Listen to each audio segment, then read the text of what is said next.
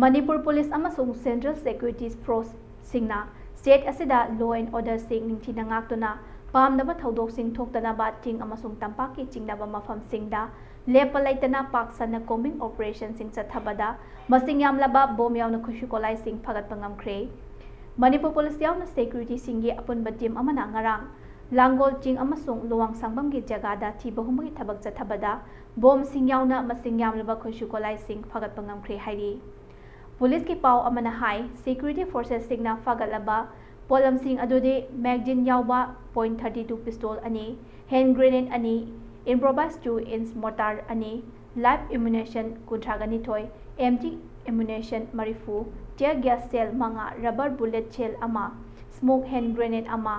radio wireless set ani ni hairi amaromda atopa security forces ki team amana lamfel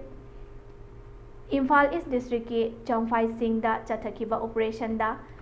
M16 rifle ama magazine yaudaba SLR ani magazine yaudaba .22 rifle ama country stand gun ama magazine mangaga loinana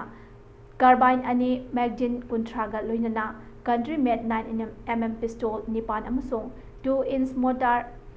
ILLU bomb taragani thoini Churachandpur district ke Kangbai area da su security forces singna local made pumpy ani hand grenade ani local made pistol ani amasung hand grenade ama amasung smoke bomb ani ni hairi